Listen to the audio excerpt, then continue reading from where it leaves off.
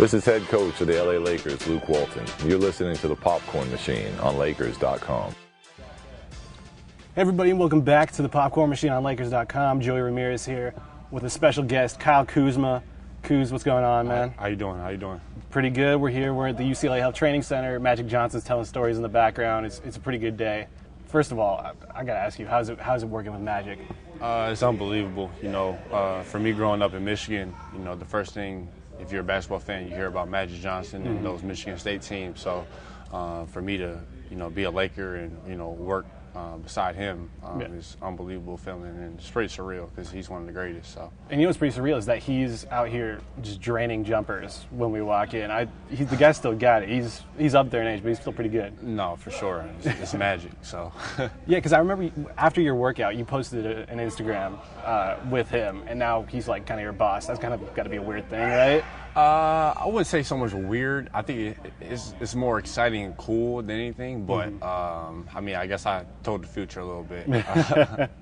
So obviously everyone's excited. The Summer League Championship. You guys went out and did your business in Vegas. Come home with it.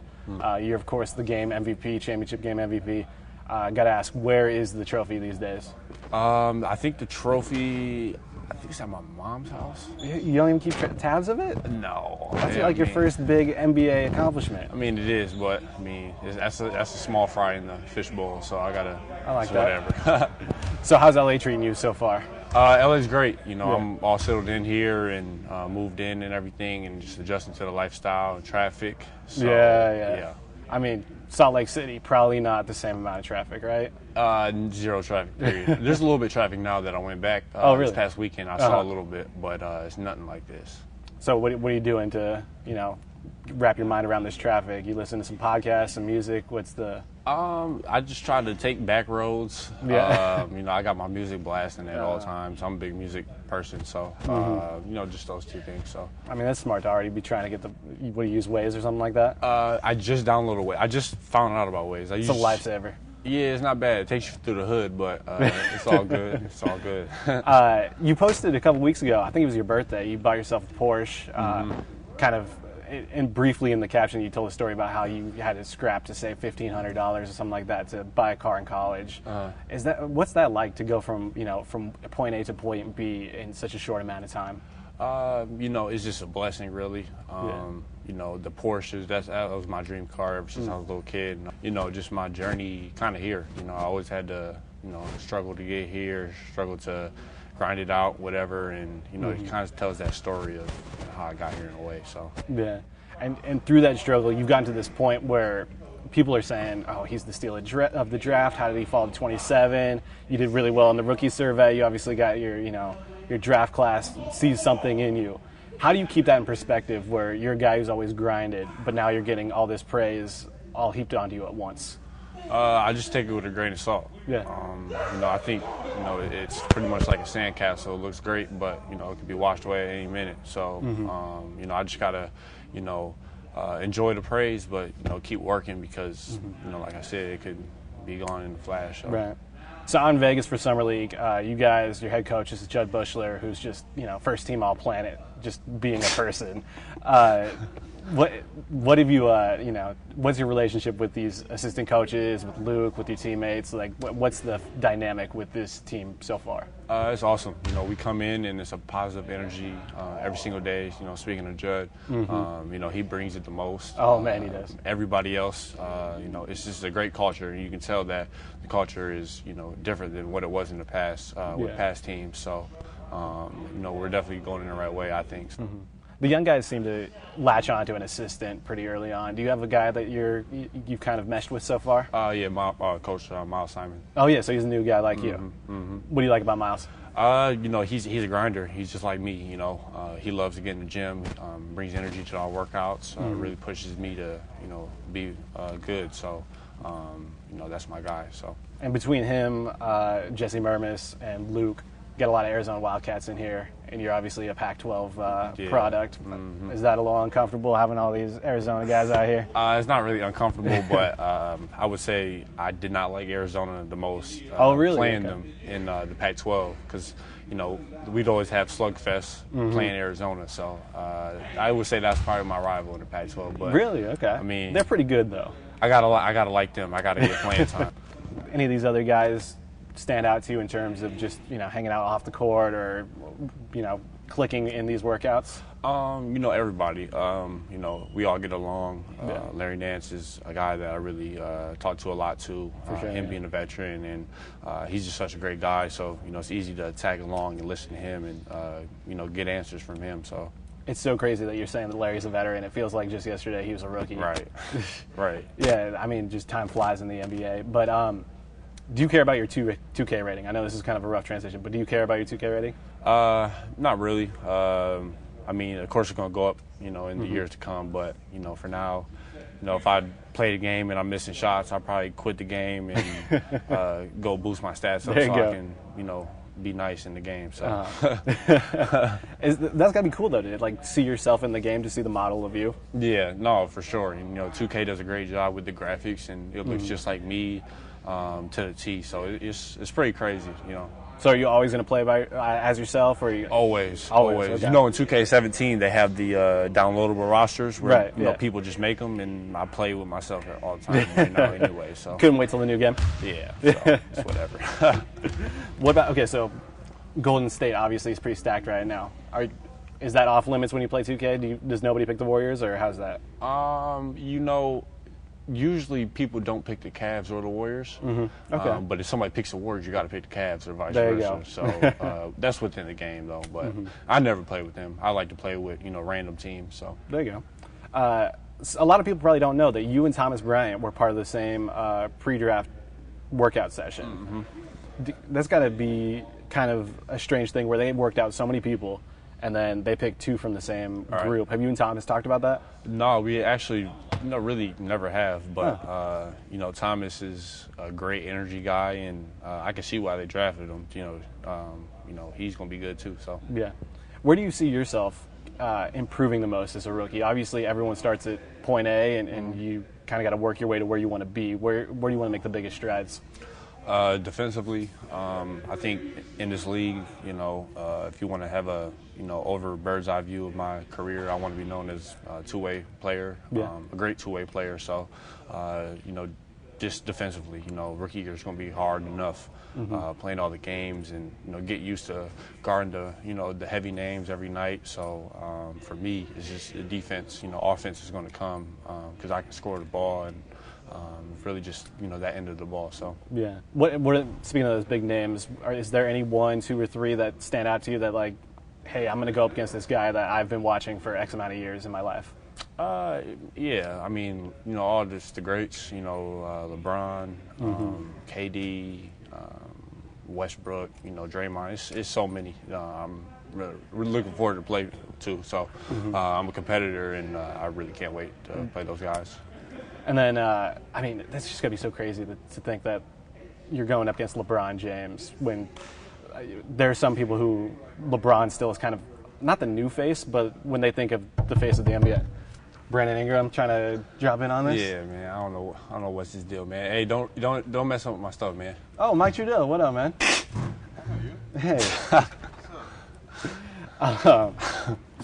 But yeah, when you think of the face of the NBA, a lot of people still think Michael Jordan or Kobe, just because that's who they grew up with. Yeah. And you guys grew up with LeBron. So how do you think that shaped, you know, your generation watching LeBron as opposed to Kobe in the past or Curry for the kids these days?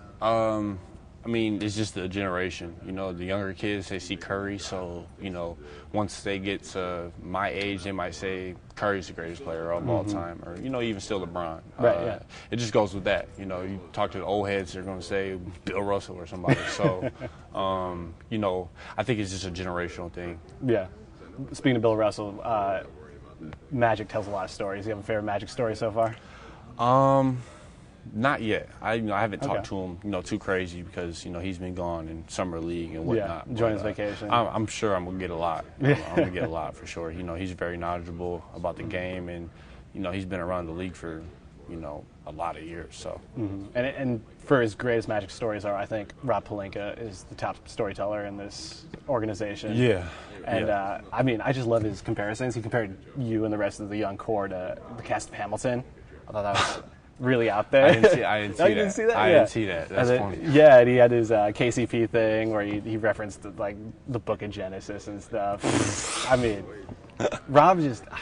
I think Rob is going to be like a good thing for the face of just entertainment, I guess. Yeah, I mean he's a smooth guy. You know, he's you look at him, you wouldn't know he's a GM. You'd think he's a GQ model. So, but it's always good to talk to him because you may talk to him about something and then he'll reference a story and then you'll get something out of that story that translates to what you asked him. So, I like it a lot. You got a Rob story yet? Not really. One time we were talking just about, Kobe and, his mindset and his work ethic and how, disciplined he was with, what he did on the court and everything. So, definitely can learn a lot from him too. So, So growing up in Flint, were you a Pistons fan? Yeah, for sure. And so, maybe I'm showing my age here, but were you a basketball fan by the time that they won in 04? Oh yeah, most definitely. That was my peak Piston years. So. All right, so because everyone here in LA, myself included, thought that it was going to be a sweep. Lakers were just going to take them and cruise to the finish. Yeah. What was the 5 in Detroit?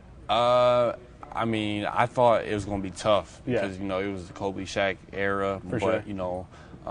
After the first 2 games, I kind of saw it. The Pistons could win. They had a great team. I think that was one of the greatest underrated teams of all time. Oh, for sure. Because, they didn't have a superstar, but, they played collectively and really, shut down Kobe with Tayshaun Prince and, won a championship. And what was it, 4-1, I think? So. Yeah, I mean, it should have been a sweep. That's the crazy thing is that we all expected a sweep out here, and then it should have been a sweep the other way if Kobe didn't hit that one shot. Right. I mean, it's crazy.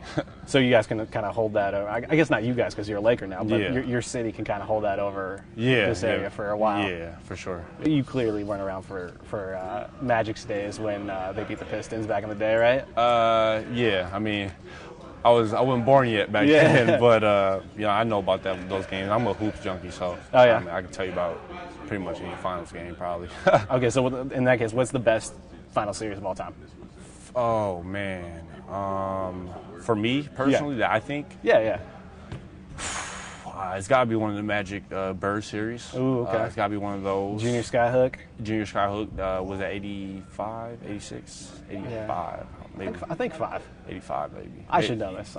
I'll take the L on this one. It's all good. I think it's 85, but I would say that, or even Game 7 last year. Oh, I know, or 2 years ago. Yeah, 2 years. Yeah, might have been that one too. Yeah. So. See, the thing with that series, though, is that the first 6 games, even though it was a 3-3 series, they were just very uncompetitive. It was almost like a blowout every other game. Yeah. Well, Game 7 was just Game 7 just made it over the top. So. Okay, so do you remember how about 10 Lakers Celtics? Big time series too. Yeah. Big time series too. I think that was one. I wouldn't say it's up with those two, but okay. I wouldn't say so. But I mean, that was a great series. Celtics, of course, and that was Kobe and the big 3. So yeah, for sure. So, as a Flint native / University of Utah product, you're going to be going to Salt Lake City and Detroit this season. Which are you looking forward to them more than the rest of the road, or are you looking more forward to seeing new cities? I would say new cities. It doesn't really matter. I mean, of course, it's going to be cool to go back to Salt Lake and go back to home, but. I'm just really excited for going to different cities and playing all these great players that I'm going to be playing. Going to Milwaukee and playing Giannis and, Golden State. And we don't even have to talk about them, but, that's what I'm really excited for. Yeah, I was just thinking because when the Lakers go to Denver, everyone comes out for Larry Nance because he went to Wyoming. And Wyoming's like a 3-hour drive away, but it's still packed just Larry fans. Yeah. So I would assume going to Salt Lake, you're still fresh, first team all Pac-12, they're going to be showing out for you. Yeah, it's always love when I go back to Salt Lake. I love Salt Lake, and I had a great time there and, built a lot of memories, and I won a lot of games. So I have a pretty strong fan base there. So that's going to be pretty special. And plus, you're going back home playing the Pistons. Grew up a Pistons fan, so that's going to be cool too. So yeah, there you go. New arena for the Pistons. New arena. Should be pretty cool. Yeah, should be cool. Speaking of new arenas, we're in the new facility here for the Lakers, UCLA Health Training Center. What's your favorite part of this whole setup? Because it's pretty, to the nines. The gym area. You walk in and it's 2 courts, which is nice. Yeah. So you can't, everybody can have their own basket pretty much in here. And, plus when you walk in and you see all the championship banners and, the gold door. Yeah. I mean, the gold door. So I think that's cool that we just have a gold door here for whatever reason. Don't have to talk about it. It is what it is. It's just there. Yeah. How about any of the trimmings, the bells and whistles? You got the barber shop, you got the courtyard with the ping pong table. It's just really so much. There's too much to name. Everything is built to a 10 here. We got a barber shop. We have a kitchen. We have a great locker room, great showers. It's remarkable. So Laker fans are pretty smart. They know pretty much everyone, top guy to the bottom guy, 1 through 15. I guess 17 now that the rosters have expanded. But they already know everyone. And then you obviously boost your profile at Summer League, being the championship game MVP. Have you run into Laker fans out on the street at all? I would assume that they'd be coming up to you pretty frequently. Yeah, I do. Yeah. Like you said, Laker Nation is pretty strong, and it's not just LA. You could be in.